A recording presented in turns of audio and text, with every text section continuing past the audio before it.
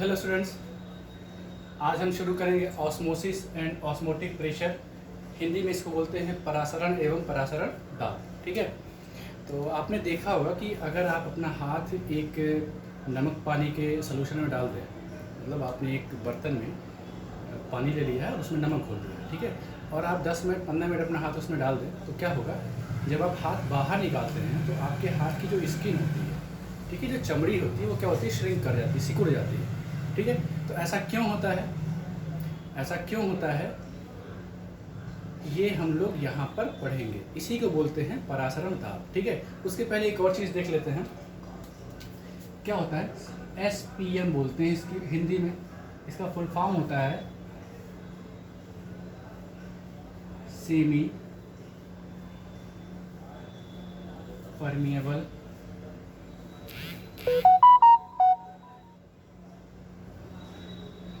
Membrane. ठीक है, हिंदी में इसको बोलते हैं अर्ध पारगम्य झिल्ली।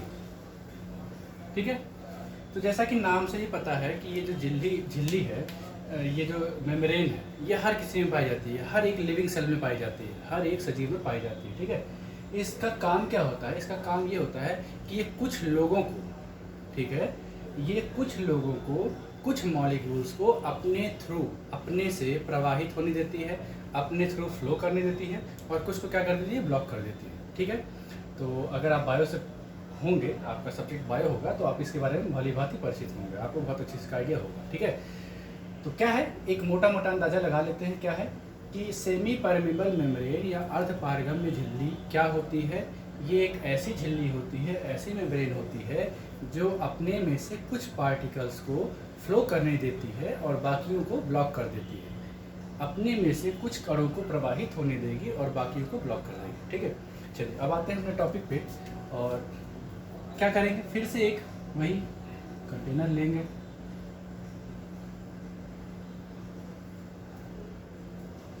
ठीक है, इसमें हमने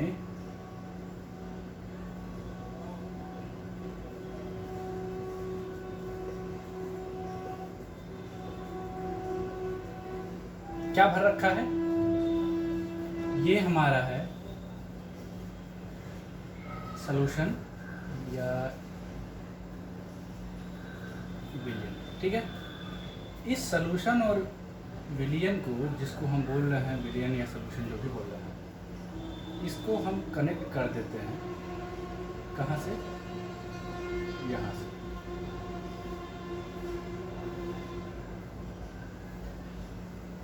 एक और बर्तन से, ठीक है,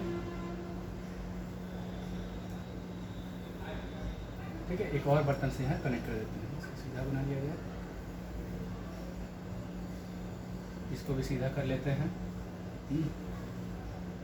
चलिए, तो इसमें हमारा क्या है, इसमें हमारा सिर्फ सॉल्वेंट है, विलायक है।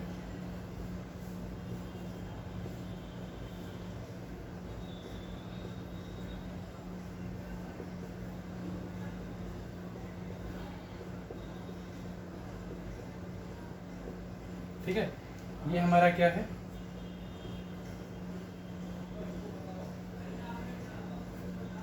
इसको बोलते हैं सॉल्वेंट। ठीक, यहाँ पे हमने एक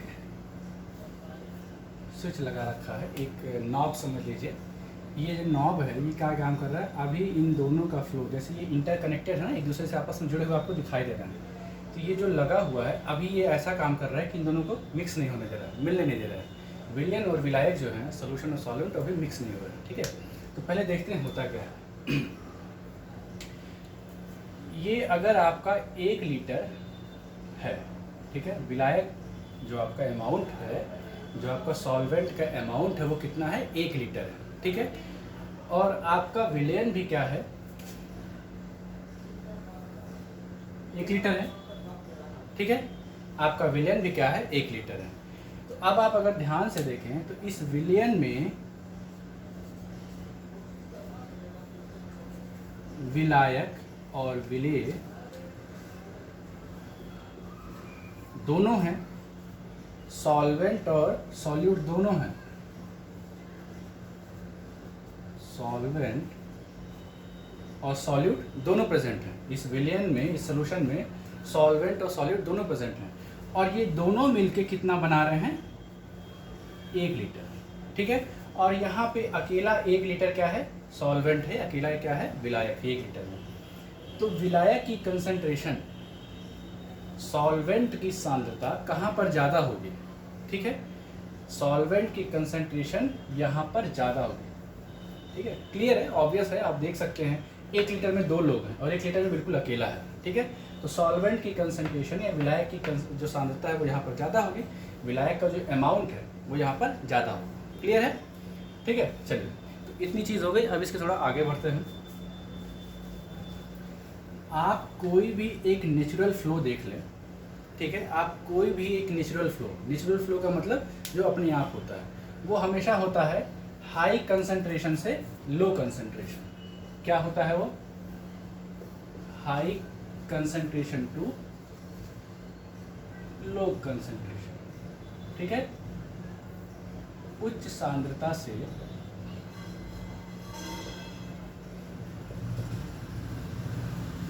निम्न सांद्रता। इस बात की जो पुष्टि है कि जो फ्लो होता है, जो नेचुरल फ्लो होता है, प्राकृतिक जो प्रवाह होता है, वो हमेशा हाई कंसंट्रेशन से लो कंसंट्रेशन या उच्च सांद्रता से निम्न सांद्रता होता है। आप कहीं पे भी कर सकते हैं। जैसे इस समय मैं आपको पढ़ा रहा हूँ, तो जो नॉलेज का फ्लो है वो कहाँ हो रहा है, मेरे से आपके थ्रू हो रहा है। और अगर आप ध्यान से देखें तो मेरे पास जो नॉलेज की कंसंट्रेशन है वो इस समय आपसे ज़्यादा है।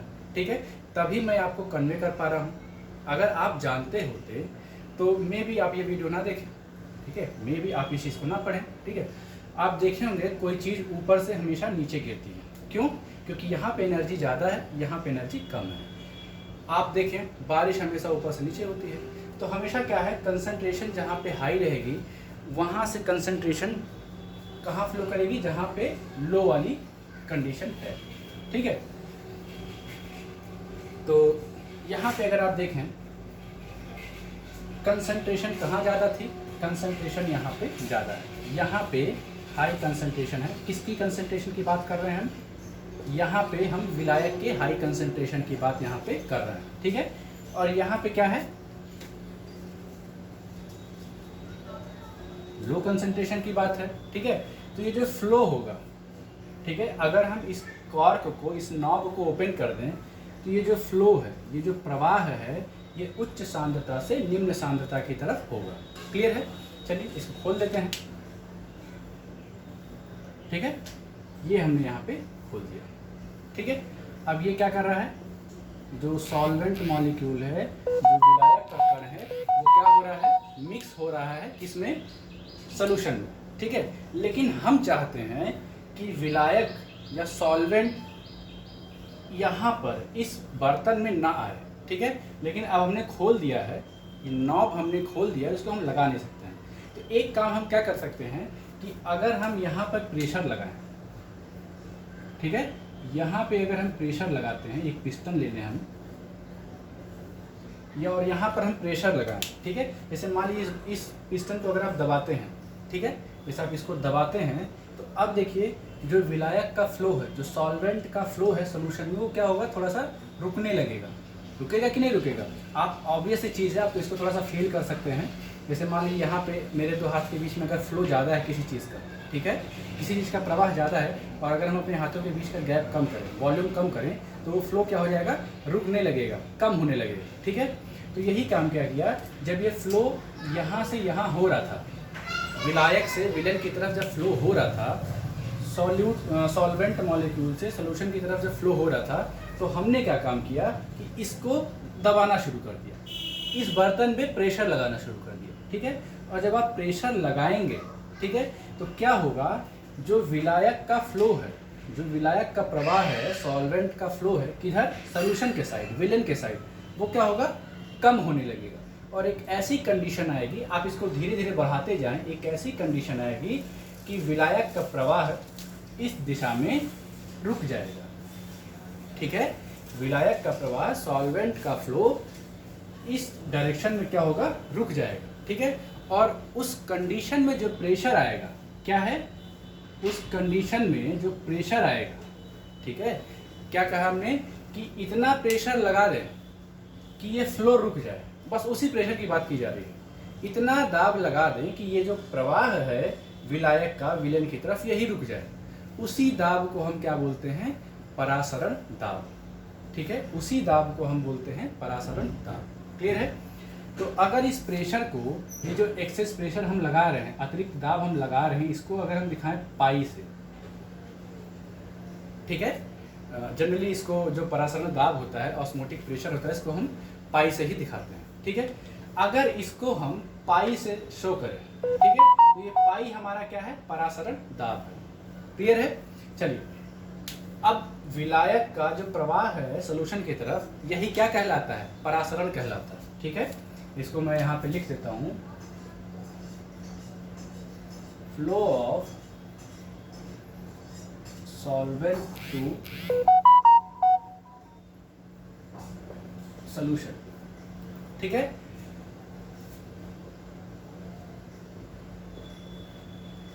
विलयन की तरफ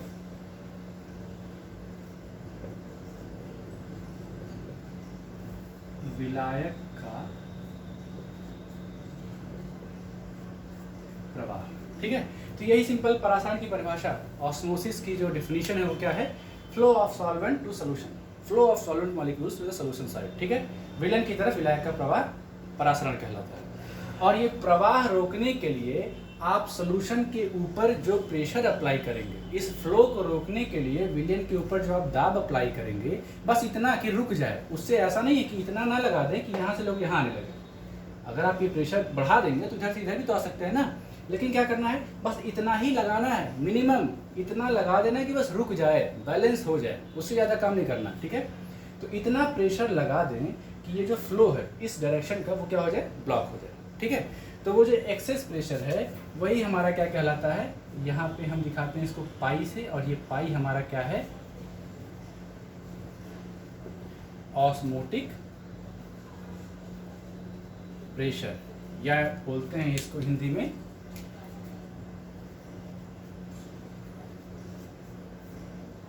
परासरण दाब, ठीक है।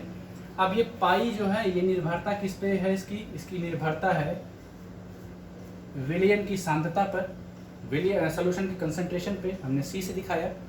और पाई की जो डिपेंडेंसी है, निर्भरता है, वो किस पे है, तापमान पर, ठीक है। जो परासरण दाब है, जो आपका ऑस्मोटिक प्रेशर है, वो दो चीज़ों पे डिपेंड कर रहा है, किस पे, सॉल्यूशन की कंसंट्रेशन सी पर, विलयन की सांद्रता सी पर, और तापमान पर, टेम्परेचर पे। इन दोनों को अगर आप मिक्स करके लिखें तो क्या लिख सकते हैं, पाई प्रोपोर्शनल सी टी, ठीक है। ये प्रोपोर्शनलिटी साइन अगर आप हटा देते हैं तो पाई बराबर हो जाएगा सी आर टी।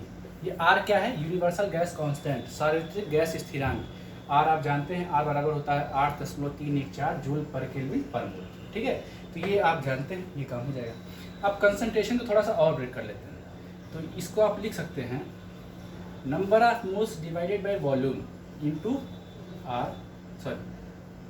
आर टी, ठीक है। सांद्रता को हमने कैसे ब्रेक किया, सांद्रता बराबर मोलों की संख्या, किसके मोल हैं, विलेय के, विलेय के मोलों की संख्या बटा विलयन का आयतन, ठीक है।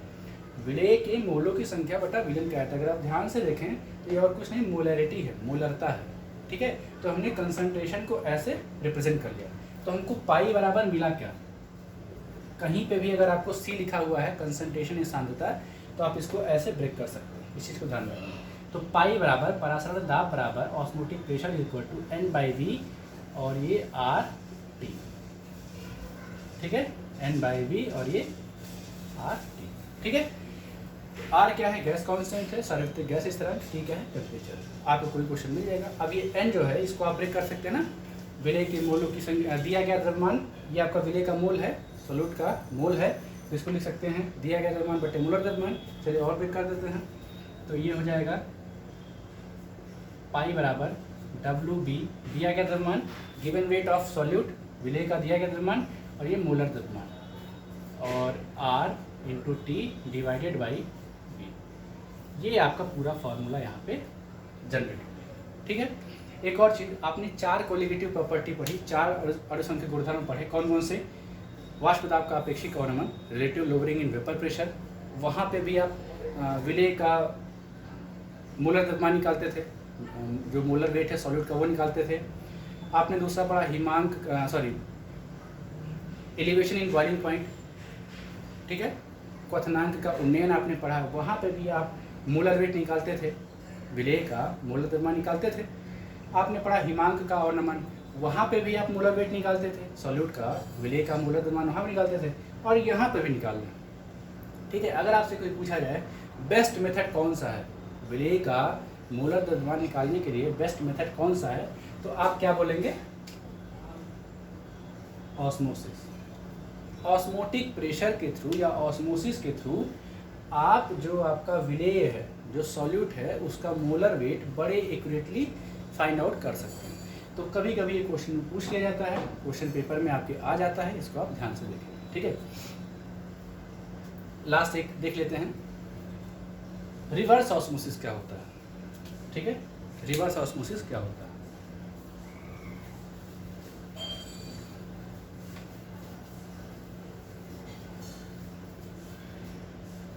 अभी तक क्या था कि हम इतना प्रेशर लगा रहे थे, इतना दाब लगा रहे थे कि ये जो इस साइड का फ्लो है वो रुक जाए।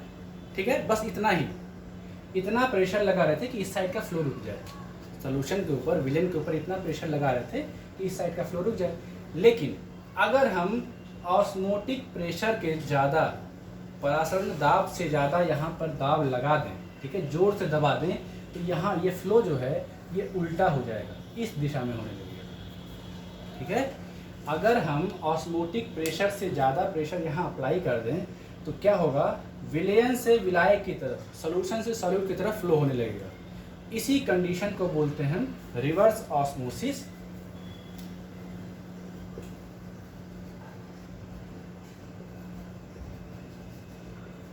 रिवर्स ऑस्मोसिस या प्रतिलोम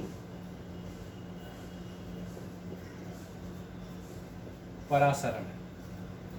ठीक है, ये कुछ नहीं है, क्या है? एक ऐसी कंडीशन है जब आपका ऑस्मोटिक प्रेशर, परासरण दाब क्या होता है? कम पड़ जाता है, और आप जो प्रेशर अप्लाई कर रहे हैं, जो दाब अप्लाई कर रहे हैं, वो परासरण दाब से ज़्यादा हो जाता है। ठीक है, तो परिभाषा अगर आपसे कोई पूछे कि प्रतिलोम परासरण या रिवर्स ऑस्मोसिस क्या है, तो क्या बोलेंगे कि एक ऐसी कंडीशन जब दिया गया दाब या अप्लाइड प्रेशर ऑस्मोटिक प्रेशर से, परासरण दाब से ज़्यादा हो जाता है, तब क्या होता है?